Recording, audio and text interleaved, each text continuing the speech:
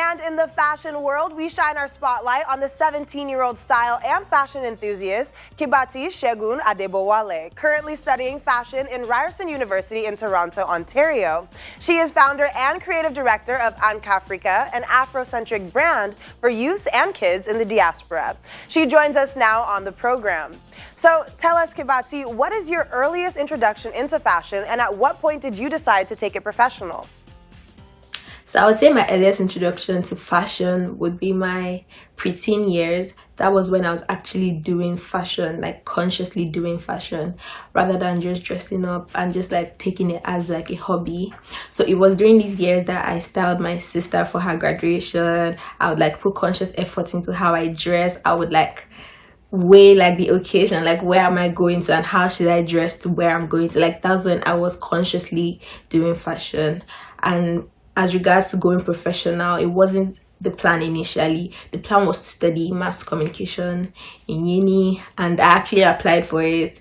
But along the line, I realized that like fashion was just what I wasn't questioning, and like I just saw myself doing fashion rather than studying journalism in school.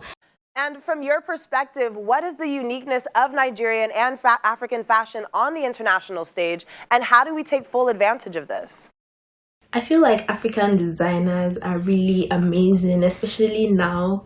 They're like coming up with very amazing designs that are just like widely appreciated, and it's just good for us because they're representing African fashion in a way that is authentic, yet shows how much we've evolved as a continent and as like individual countries. And it's just really inspiring to see how they are representing it in a way that hasn't been represented, because when inspiration is drawn from Africa, they probably base it off textiles, just like the African textiles, or they represent in a way that is like exotic and kind of awkward because like it doesn't look like something you wear on a daily basis. Like it doesn't look like when they create designs, they don't look like stuff you'd wear on a daily basis. They probably just look like runway or like red carpet kind of looks.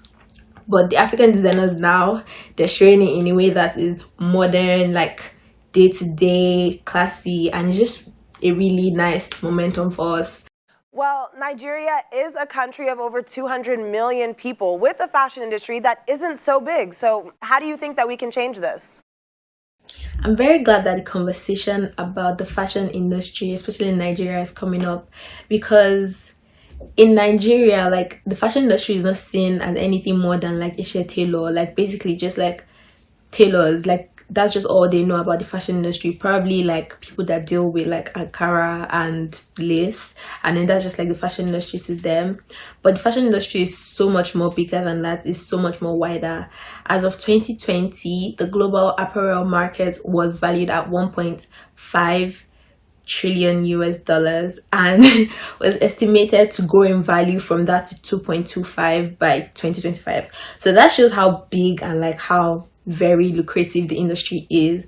And I feel like when we start seeing the industry as what it is, we will be able to grow and like put more effort and like put more like importance into like growing that part of the industry, because we can't only have 2 or 3 like industries that are dominating and then the rest are so low. Like we have to have a lot of industries. That's how like we can grow our economy, right?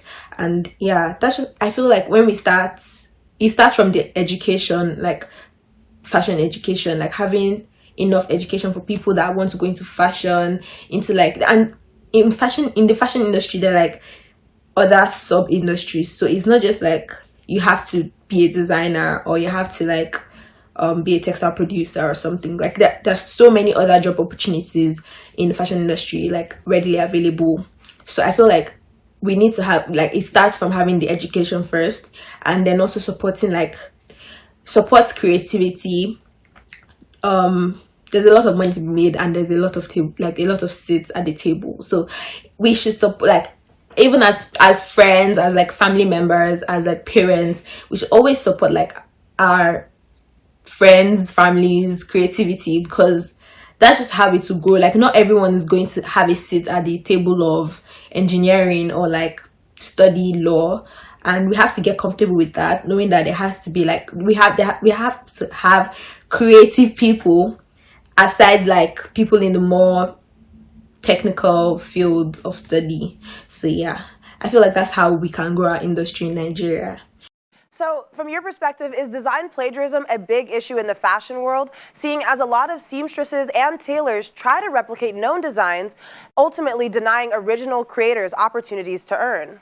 Design plagiarism, like as regards to like having a bigger company, or like the ways I have seen it is like a bigger company eating off of younger designers with like creative designs, right? They copy the designs and then they just like took it here just a little, and then they make a lot of money off it without actually giving the like source the opportunity to earn off their designs. And it's just a really big thing, and it's quite unfair. And a lot of times they can't even like, the smaller brands can't even like defend it in court or something, like take legal action, because it's expensive to do so, to like copyright your design or like put a patent on your designs. So it's like, I feel we can really assist in this way if there can be more legal support for smaller brands and smaller designers in that regards, because there's really nothing that can be done about it, because they're still smaller brands. They don't have enough capital, they don't have enough coins to take these legal actions, but obviously the bigger brand has enough. So yeah. All right, well, many thanks again for speaking to us. It's time for a quick break now. More from the showbiz world when we return.